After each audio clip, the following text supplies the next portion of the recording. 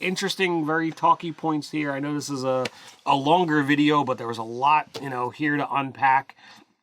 There's some things where I'm just like, I don't know if I want this in my game, right? Like, and I'm usually not like that. And I know like some people are going to be really angry.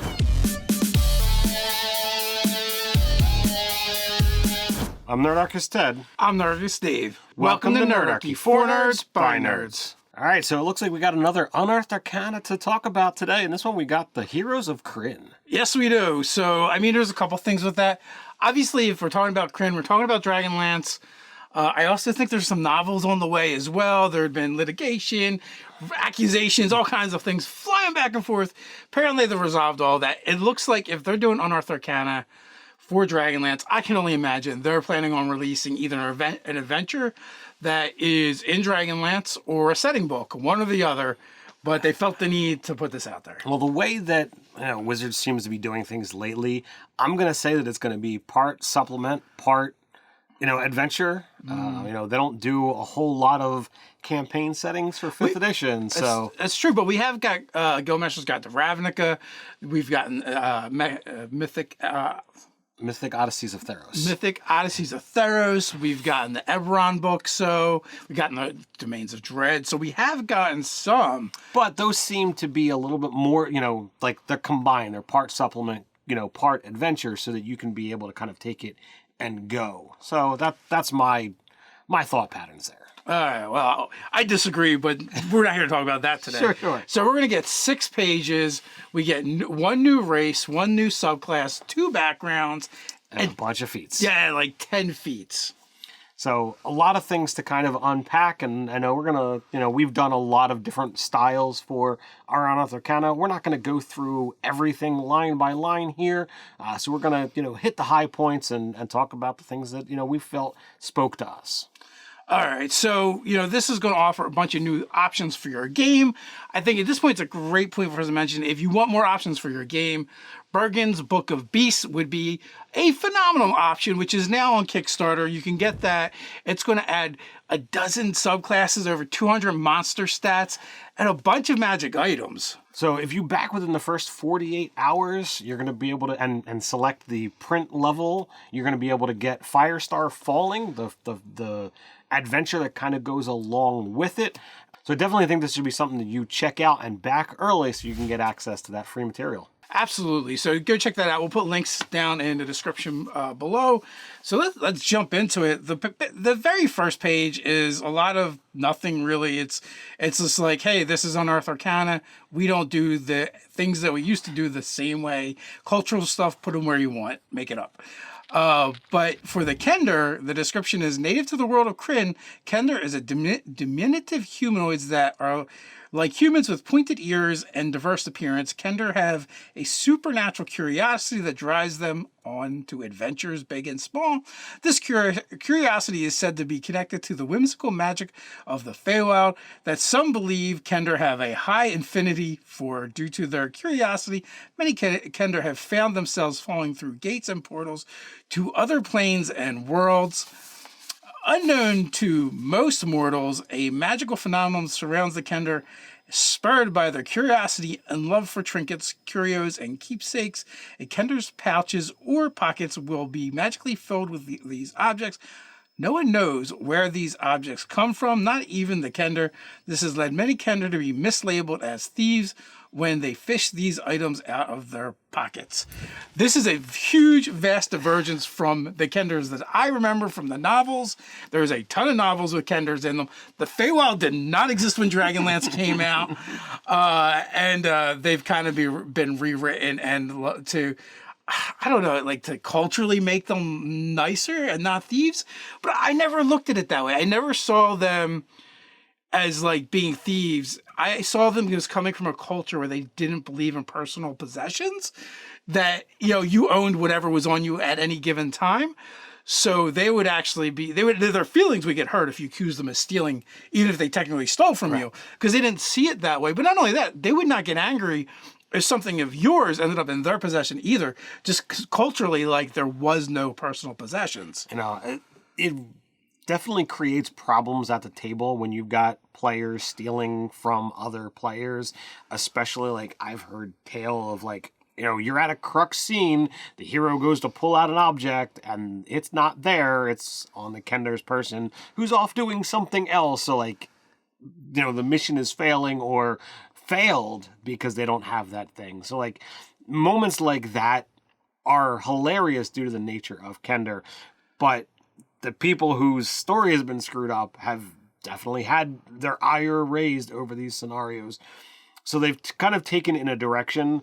Now, I feel what's there, is interesting, but like it might have been course corrected too far to be able to just be like, all right, now that it's going to be exploitation of player character versus DM with what changes are here. Yeah, so essentially, like, the problems with Kender's, or the interesting things about Kender's were the fact that, like, no personal boundaries, when it came to possessions, they were fatalistically curious, so very few things in the world of Krynn could actually cause a Kender to be afraid. They might even had immunity to fear in earlier editions, or maybe it was narrative. I don't remember. But it was a big part of them. And it just might be that Kender just worked better as one of the races in the game, or not so much in the game, but more so in the novels and the novelizations. Because like you said, they are rife with problems when it comes to, with their mechanics and playing at the gaming table with a group. Yeah, so like they're a humanoid, they're small, your speed is 30, you have advantage on saving throws to avoid or end the frightened condition, and you've got this, Kender Ace. Starting at 3rd level, you possess a magic ability to pull an item out of a bag or another container.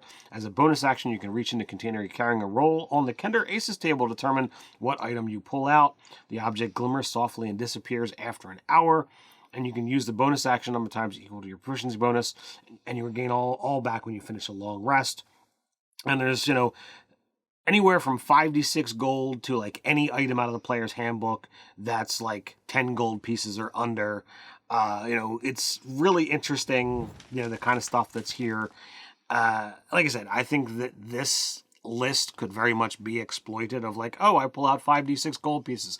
I buy that thing. Wouldn't this cause another problem, like in your world where merchants are like, I do not sell to Kender. I just don't, because the gold that I get from them always disappears. So yeah.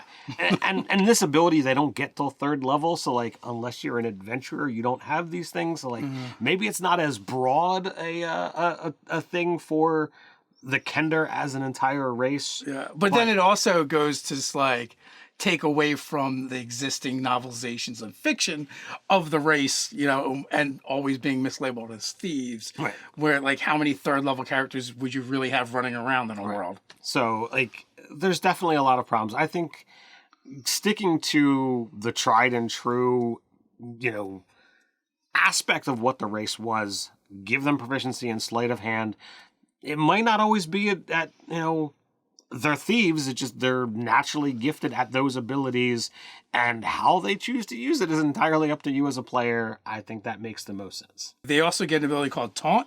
You have a supernatural ability to home in on a creature's emotional raw nerves and craft a taunt that flusters the creature. As a bonus action, you can unleash a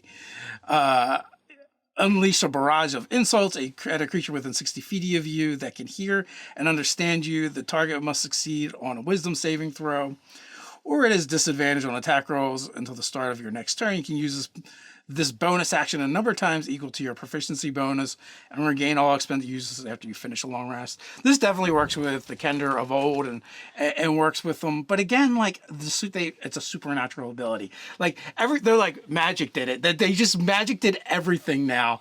It's so lazy and boring, right? Like just because they've made this correction so far on the races that they're afraid of making anybody angry or offending anybody.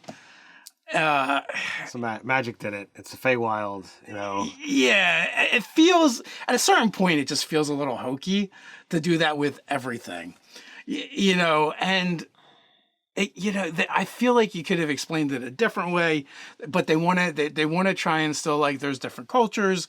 And I feel like there might be a better way of doing it. Like, you could even say this is an example of a particular culture of this race, right? Not all of them are like that. But if you come from here, this is an ability you probably have because this is a sport they practice, taunting or what, whatever. I think that is awesome. But anything that winds up being a culture, they're like, nope. Magic did it. Yeah. And I agree with Dave. I think there's a problem to strip out anything that's culturally, because we learn from culture. We have abilities as people because of the things that we do on a regular basis. And to say that no race, no background, no ancestry, whatever you want to call it, has anything like that, it just seems. If it's important to you, make a menu. Have a couple things they can choose, and these are examples of some cultures, right? Yep. But this is just lazy. All right, so moving on, we have the Sorcerer subclass. This is Lunar Magic. On many worlds, the moon is revered celestial body with magical properties. On Krynn, the gods of magic are associated with the world's 3 moons. On the world of Toril, the god Saloon uses the light of the moon to battle darkness. On Eberron, scholars of the Draconic prophecy decipher ancient secrets from the waxing and waning of the world's 12 moons. You or someone from your lineage has been exposed to the concentrated magic of the moon or moons of your world, imbuing you with lunar magic. Perhaps your ancestor was involved in a druidic ritual involving an eclipse, or maybe a mystical fragment of the moon crashed near you. However you came to have your magic, your connection to the moon is obvious when you cast sorcerer spells. Consult the manifestations of Lunar Magic Table or choose randomly to determine your connection to the moon's manifestations when you cast your sorcerer spells. So, you get a list of 4 different things, roll a d4 or pick something, but they all involve, like, what are the moons like in your world? What are the lunar cycles in your world like? Do your eyes take on crescent shapes, or do moons float around your head, or, whatever you come up with. It's kind of just flavor and cool. But then we get into the abilities. Moonfire at first level. You can call down the radiant light of moon on command. You learn the Sacred Flame spell, which doesn't count against the number of sorcerer cantrips. When you cast this spell, you can target 1 creature as normal or target 2 creatures within range that are within 5 feet of each other. Very cool. And also, I will just say, the Wizards of High Sorcery was a big deal in the world of Krynn. And literally, all the mages had to take the test of the sorcerers. You had to take the robes of the white, red, or black. Good, neutral, evil. If you didn't and you're a mage, they will hunt you down and kill you. So you had to take one of those orders. And this is definitely speaking to that flavor, this subclass for sorcerers. I love this ability. I've cast Sacred Flame many times. And, it's like, oh, they passed their save. I guess that means it does nothing. But to be able to hit twice to get, essentially a free twin every time you use your ability, as long as they're within 5 feet, I think this is pretty awesome.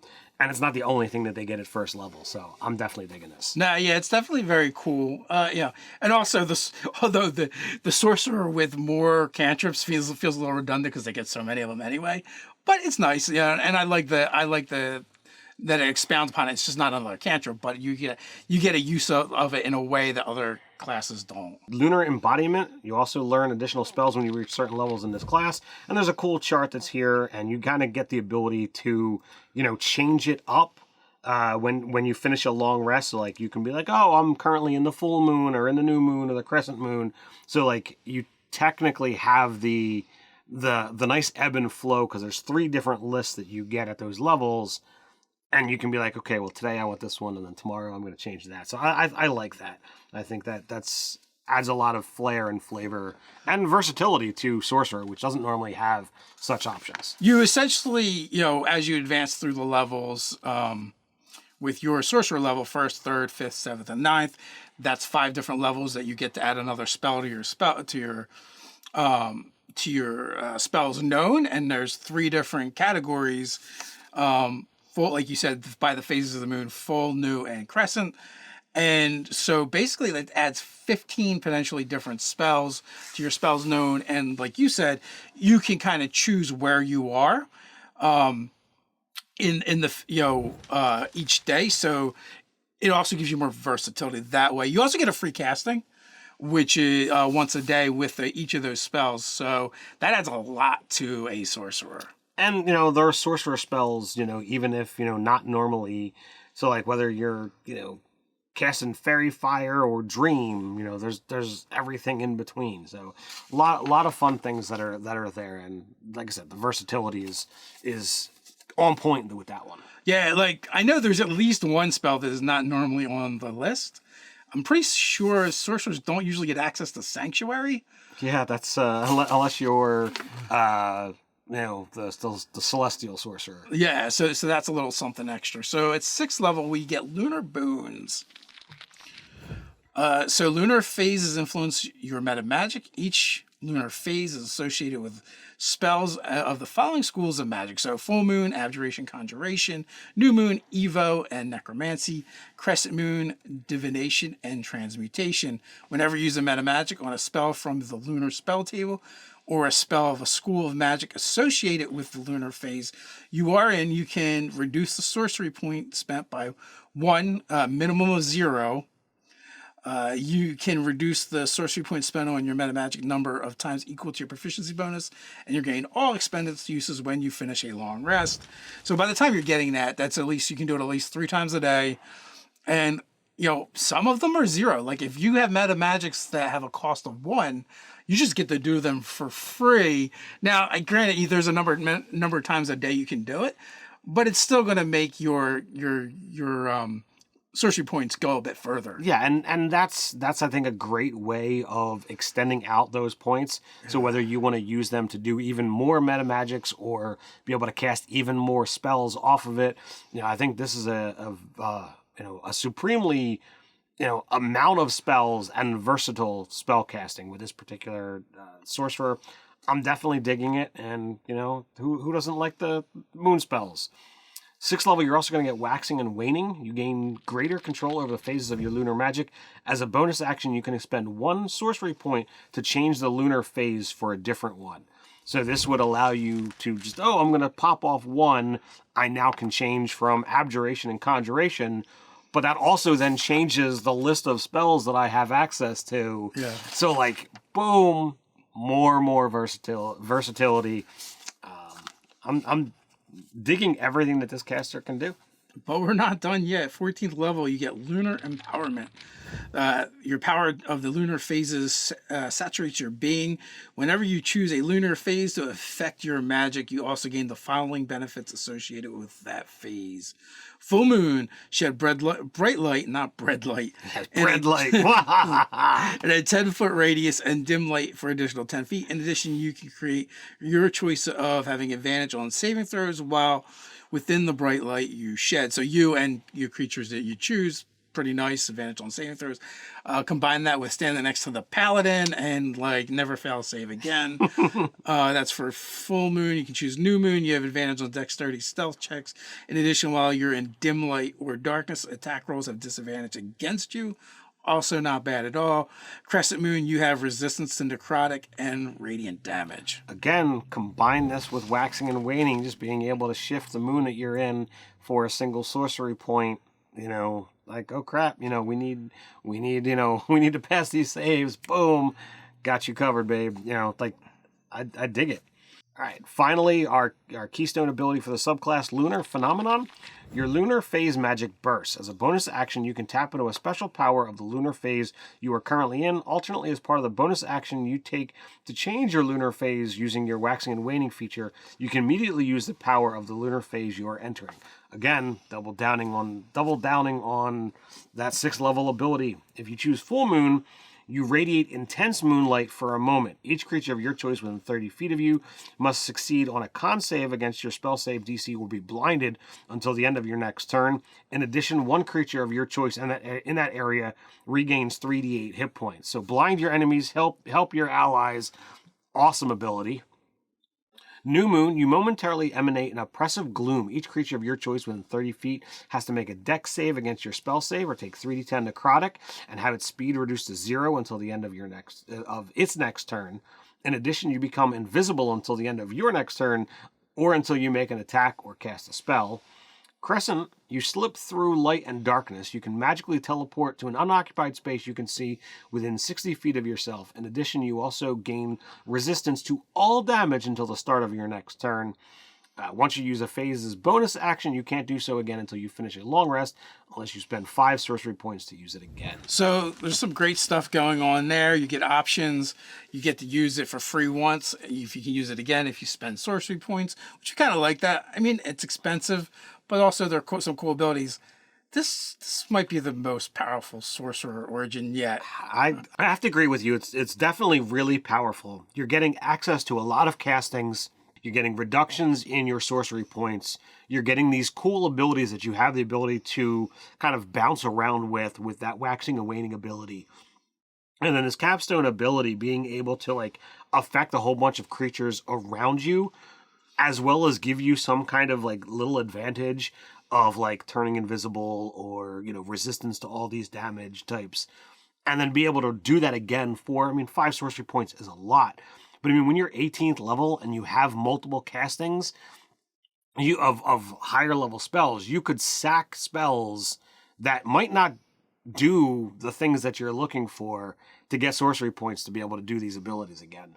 So like, that's the thing that I look at with the sorcerer is the ability to either get access to more spell slots or more sorcery points to do the things that they do.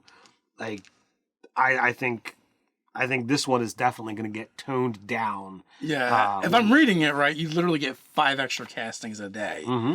That's a lot. Yeah. Well, 5 extra castings plus reduction in the cost of the sorcery. Reduction, of course, reduction of the sorcery points for your 6th level ability. Now, I don't know how often people are going to be using that waxing and waning to kind of jump, through the different phases. But I think like that's going to happen a lot to get access to spells that they wouldn't normally have. Because it's like, oh, in a pinch, well, I need Fairy Fire. Now I need a large black tentacles. Hallucinatory Terrain might be useful right about now. So you got a lot of options there. It's really strong. I feel like this is definitely going to hit with the Nerf hammer hard. And it kind of deserves to. Yeah. I'm curious to see what they did. I think it's got a lot of good flavor, no matter what world you use it in, and it does have a decent callback to Krynn and how you're affected by the moons. So next up, we got a couple of backgrounds. Knight of Salamia first, which is just a very specific order of knights in Krynn.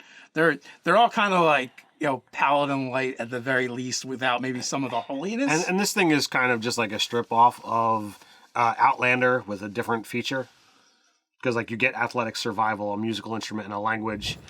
So like that chunk is like literally lifted right off of Outlander. So the thing with this is, right, the feature that they get, you gain the Squire of Salamia feat, right? Salamia.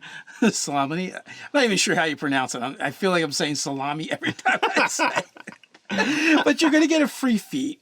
And in addition, the Knight of Salamia provide you with free modest lodging, food, and any fortress or encampment, which is like not a big deal. But the extra feat, again, power creep on the backgrounds, which I'm not a fan of. So like that feat, and we'll kind of get into it. It's like very martial heavy. So like if you're going with a martial type character, the stuff that you get from that feat isn't fabulous. But if you're not going with a martial character and you take this Knight of Salamia, like it is like look at this. You get some big bumps. So we'll get to that when we come back around to feats. Yeah, and as always, you're gonna get your personality traits and whatever, like you do. The other special thing is you get special trinkets, a special trinket table that would be flavored more to the knighthood. So that's kind of cool. And then the other background we get is Mage of High Sorcery, which has actually been changed from Wizards of High Sorcery from previous editions and from the lore, and that's kind of to speak to the fact that there's a lot of casters that aren't just learned casters. Right. Now, in this edition, back in the earlier editions, we didn't really have Sorcerer and Warlock. If you were an arcane spellcaster, you were a wizard. That's the end of that sentence. All right, so the Mage of High Sorcery, this is kind of a Sage. Kind of like your Sage. You get Arcana, History, 2 languages, and you get your equipment, and just like with the Knights, you're going to get access to, the Initiate of High Sorcery. Again, we have a feat that is giving you, a background that gives you a feat, which gives you access to more power. And here you're getting access to spellcasting similar to those the Strixhaven, features that we really, we see that power creep and we're not really thrilled with it. So people are going to be going in these directions, more often than not if they're looking to get the most mechanical benefits. Yeah, I mean, in my opinion, the sign of a terrible background is mechanical benefits that, in the feature aspect of it. But they're going to, it's their company. They're going in a different direction. I don't know that I would outlaw them in my game, but man, it's the first time I'm really close to being like, I don't think I really want these in my game unless I'm running a specific type of game. Right. That is that, because I just don't like the pairing of mechanical benefits like a free feat. Right. And like, what if you don't use optional feat, the optional rules in your game? Do you just strip it out that they get a feat but nobody else does? Right. I don't know. There's also the traits table, and we also get more trinkets that are specific to mages. We got a little sidebar. Mages of Dragonlance was kind of what I was talking about earlier.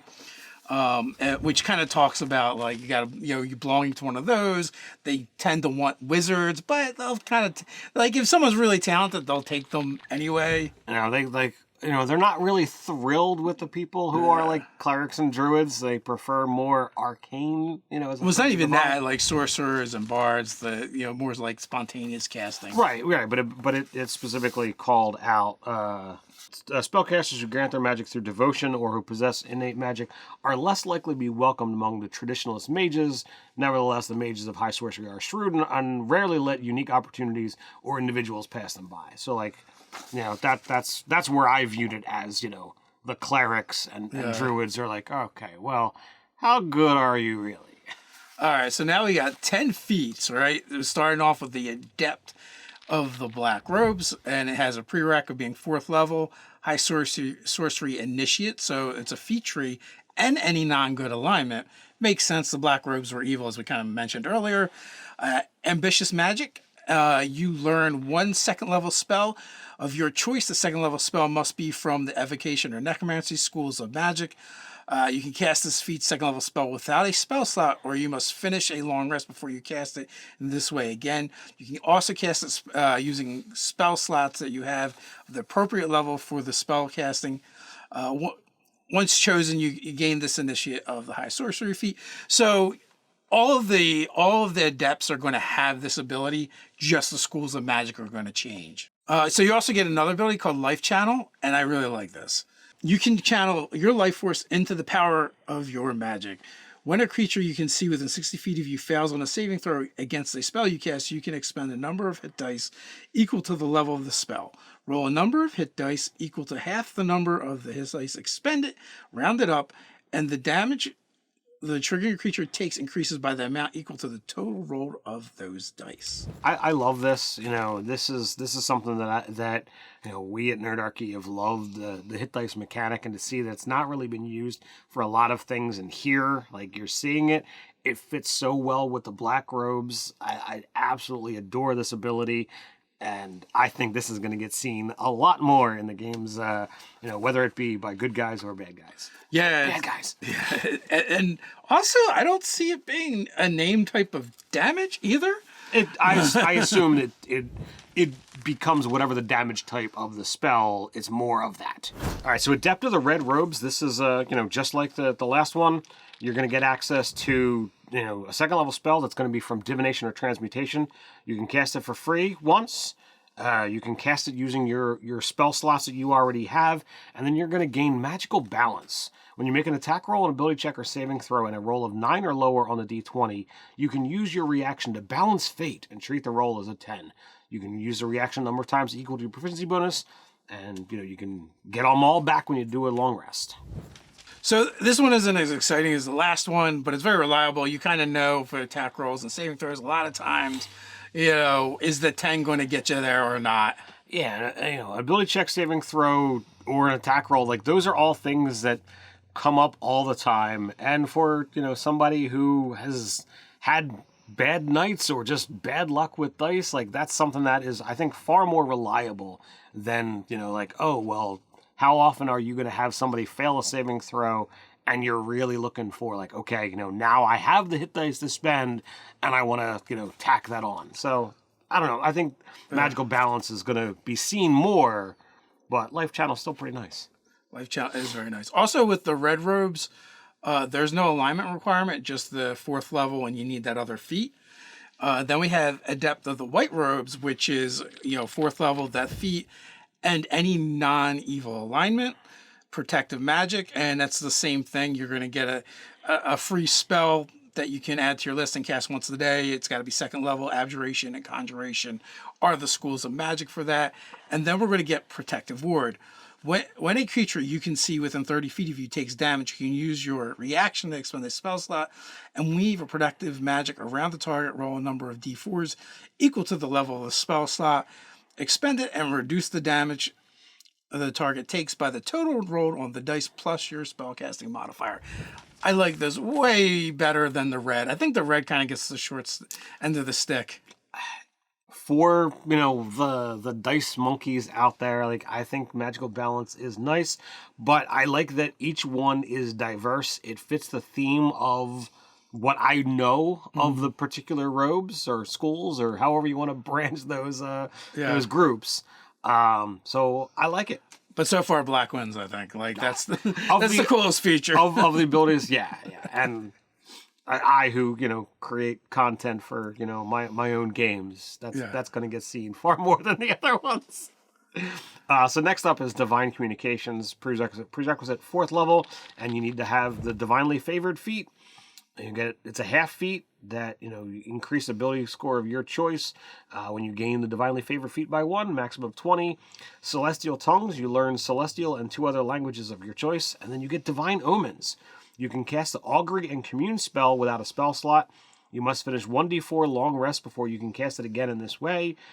You can cast it with other spell slots that you have as long as they're appropriate level. It's a good feat, but I hate the random long rest mechanic for 5e. So I look at this as like, okay, I got 2 things. Are they both reset on a 1d4? So if I use this one today, so do I have to wait 1d4 before I can use that one again? If I go then tomorrow and cast the next one, do I have to use them both before it starts reset? Like, I think it's a reset for each of them, right? So it's 2 things to track, right? And where in 5e it's usually really easy. Did I rest or did I not? Right. And also, like, they tried that stuff with one of the Warlock things and I think they got rid of it, like, when it finally came out. So we'll see. They're poking at it again. And I'm like, oh, well, the randomness is like, okay, well, I use, Augury. Oh, I happen to roll a 4, so I got to wait 4 days. The next day I use Commune, and I roll a 1, so I get to use that one twice before I can use Augury again. I'm like, what? Yeah. But that being said, like, that aside, you still get the free castings. You still get to add spells to your spell list. You get, free languages, and it's a half, so all in all, like, it's still good. Oh, yeah, absolutely. I just find that part of the mechanic weird, annoying. So we got Divinely Favored. A god has chosen you to carry the spark of their divine power. You learn Thaumaturgy, Cantrip, and 1 1st level spell based on the alignment of your character. There's a table for that. You can cast a chosen 1st level spell without a spell slot. And you must finish the longest before you can cast it again. And that way, if you have spell slots, you can cast it. You can also choose what stat you're going to use. And basically, it's evil, good, neutral. And basically, they have the different spell lists, Warlock, Wizard, Cleric, Wizard, Druid, Wizard. So basically, it's like a different kind of like magic initiate. So I look at this particular, list, and there's going to be people who question, if I'm neutral good, can I choose Cleric, Druid, or Wizard? If I'm neutral evil, can I do Druid, Warlock, or Wizard? So it doesn't specifically call out the second part of the alignment there. I would say yes, because you meet the requirement. So I'd be good with it. The other thing about this is anytime you cast a spell using that ability from the choice that you made, you can now use a holy symbol. So if you're a wizard, you can now use your holy symbol to cast wizard spells as long as you chose your intelligence. Or if you're a sorcerer, the same thing. So if you happen to be kind of a cross-class, multi-class, if you go Cleric, Wizard, and you have that holy symbol strapped onto your shield, like some do, like now, like you've got that shield as your focus. I think that could be really cool. But we also have Initiate of High Sorcery. And this is what you get for, that background. So you're going to choose a moon. Obviously, you're going to go with, the one that is best associated with you. It goes by your alignment. The Noltari is evil. Lunatary, I think that one is the neutral one, and Solinari is the good one. So then you're going to choose a cantrip and one first level spell based on those lists. So the black robes are going to be Chill Touch, Mage Hand, or Vicious Mockery, and then you get a first level spell from either Evocation or Necromancy. The red robes is going to be Guidance, Message, or Prestidigitation, and then you're going to get a first level school from Divination or Transmutation, and Solinari, or the white robes, is going to get Produce Flame, Resistance, or Spare the Dying, and then your first level spell has to come from Abjuration or Conjuration. It's kind of like Magical Initiate Light, but you can also get it for free if you pick the right background. Right. Yeah. I mean, and by light, you just get one less cantrip. Yeah. So, if you were to say, I'm going to play a human wizard, I could take Magic Initiate, take the background that gives me Initiate to High Society or High Sorcery, and go, wizard or sorcerer. You could have a crap ton of spells added onto, not only your list, but into, how much you could cast in a given day. I think that's really breaking it. All right, so now we're going to get into the Knight feats. So the Knights of Salamia break down into 3 different orders. And the first one we're going to go over is the Crown. You have to be 4th level and have the Squire of Salamia feat. It is a half feat, so increase your strength or dexterity by 1. And you get tactical teamwork. When a creature you can see within 30 feet of you makes an attack roll against another creature that is within 5 feet of you, you can use your reaction to grant advantage on the attack roll. You can use this reaction a number of times equal to your proficiency bonus, and you gain all expended uses when you finish a long rest. So not bad. Nothing, I think fabulous, but, it's good. It's okay. I find it kind of I don't know that I would spend a feat on that. It is a half feat, which is kind of nice. If you have an odd stat, you can even it out, and you can do the teamwork and buff your one of your companions. Knight of the Sword, also 4th level, and need to have the Squire feat. You get Discipline Spirit. You gain proficiency in Intelligence, Wisdom, or Charisma saving throws. Your choice when you take this feat. Awesome. You get Willpower. Immediately after you or a creature you can see within 30 feet of you fail an Intelligence, Wisdom, or Charisma save, you can expend a hit die. The saving throw increases by amount equal to the roll of that hit die, potentially turning a failure into a success. Once you turn a failed saving throw into a successful one using this feat, you can't do so until you finish a long rest. Again, it's using hit dice. I love it. You get a proficiency, so it's another way to add a proficiency in a saving throw. So now if you want Resilient and Knight of the Sword, boom, you can totally make that happen. I was going to snub it a little bit at first, if I'm being completely honest, because I'm like, I would take Resilient over this all day long. But then I was like, well, you can actually take both. So you could gain another, saving throw that you're proficient with. And if you get this other ability, the other one gives you a stat bump. The other one gives you a stat bump, but this one is like, oh, I failed. I can roll a die and boom, totally turn that failure into success. Especially if you're playing with a DM who's your target number 17, you roll a 16, damn it, I failed by 1. Spending that hit die is going to get you there because you can't roll a 0. Yeah, true. So we have Knight of the Rose. Prereqs are the same, 4th level, and the other feat. This is also a half feat, so you get to add to your con or charisma. Bolstering Rally. When you roll initiative, you can choose up to 3 other creatures you can see within 30 feet of you. Each creature gains temporary hit points equal to your roll of your hit die, plus your proficiency bonus, plus the ability modifier of the ability score increased by this feat.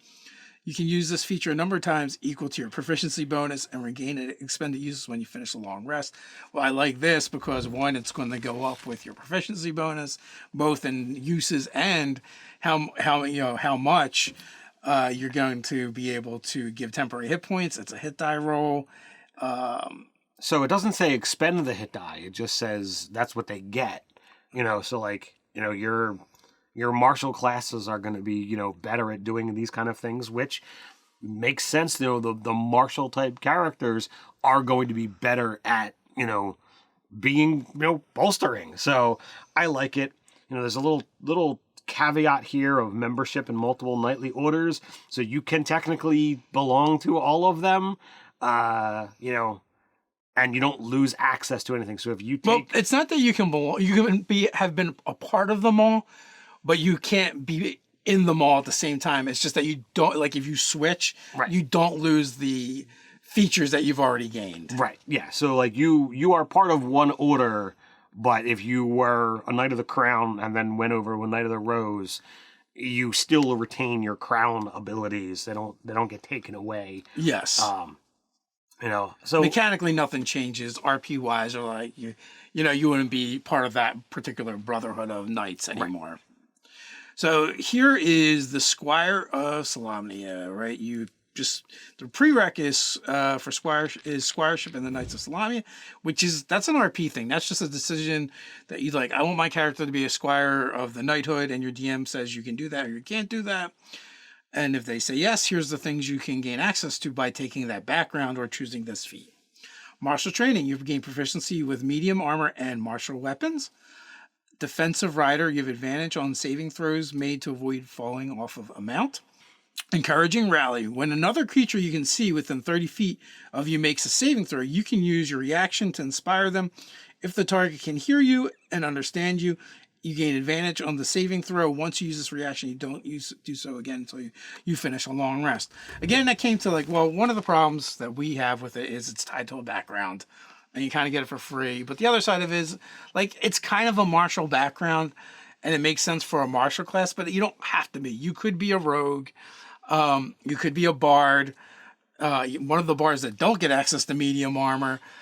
You could be a wizard, right? And then this becomes a lot better. The thing that I find challenging about that is, if you go with wizard, I don't like things where you only get the chunk in the middle. So, trying to get the armor, tiers through the feats in the player's handbook, you need the training in light armor before you can wear medium armor. But if you go with wizard, who doesn't get light armor, and you take this background, you now have proficiency with all martial weapons and medium armor, but you don't know how to wear light armor. That doesn't make sense to me. You could take the proficiency to learn to use heavy armor, and you would be able to do that as well. Yes, because you would have proficiency in medium armor. So it's incredibly frustrating to me to go down this road. Now, the encouraging rally is interesting because it stacks with willpower. I was rereading it. It was encouraging rally means you use your reaction and they get advantage. They still failed, but willpower doesn't use your reaction. So you could then be okay, well, I'm going to expend the hit die and, give them a bonus, on top of the advantage that they already had when you really, really, really need them to pass that saving. Really need them to make that saving throw, yeah. So a lot of interesting, very talky points here. I know this is a longer video, but there was a lot, here to unpack. There's some things where I'm just I don't know if I want this in my game, right? And I'm usually not like that. And I know some people are going to be really angry because they changed the stuff. I don't really get that angry about it. You can do whatever you want. If I was going to run a Dragonlance game and I wanted to be more true to what I consider the source material, I could just change it as the DM. Sure. So I don't care what Wizards of the Coast does. Right. But at the same time, I'm just it just, the choices they are making seem very weird. And I know what's motivating them, and I don't know if it's worth it or if the way they're doing it is really helpful or interesting, right? Sometimes it just feels kind of lazy. People were angry, so we did a thing. But can you, if you're going to make the change and you're going to succumb to that, then just do it, right? And go all in, but make it good, right?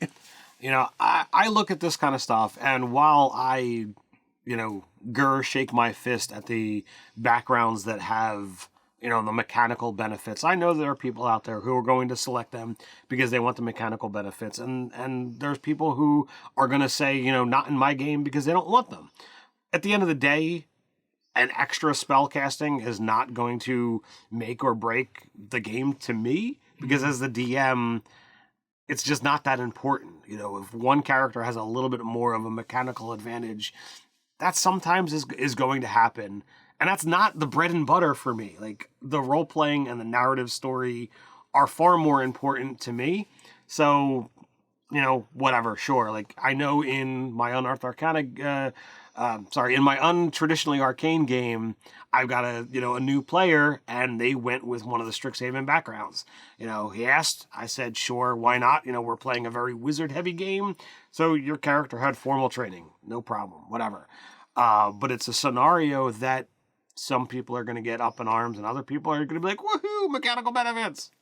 Yeah.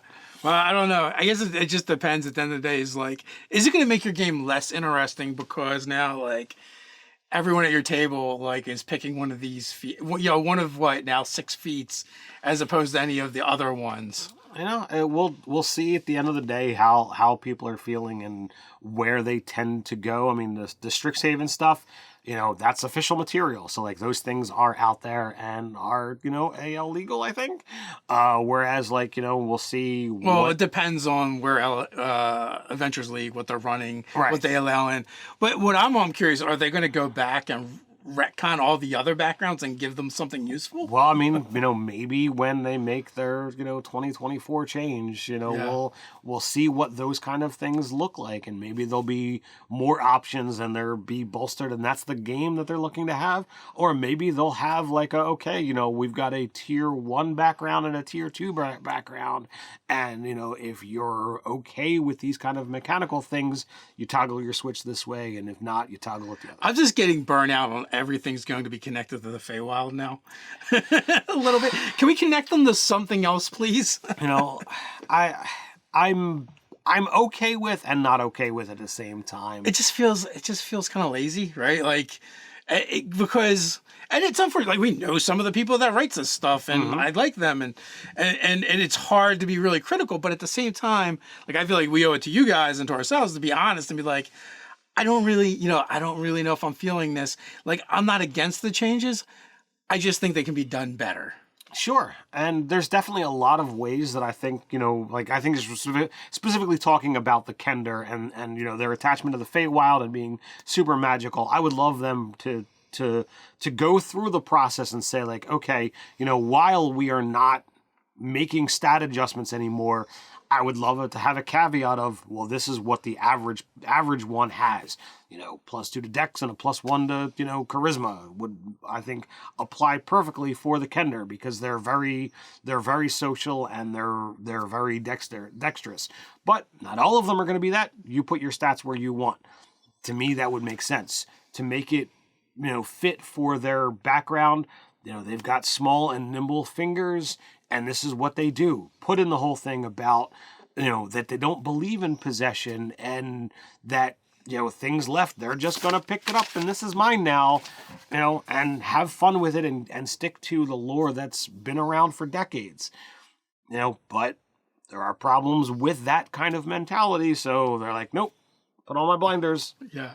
I'm curious to see, like, the new books, the novelizations, how they handle it and address it as well. I don't think the novels are gonna completely go with, you know, the 100% this way. I think the novels are gonna stick to what, you know, what fits from the past. Well, we're going to see. What do you think? There's plenty of places where we can all argue and discuss and fight about it down below in the comments section.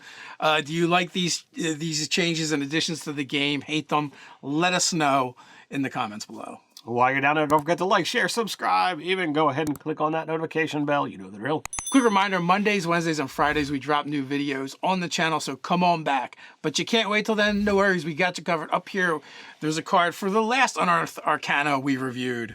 So until next time, stay nerdy.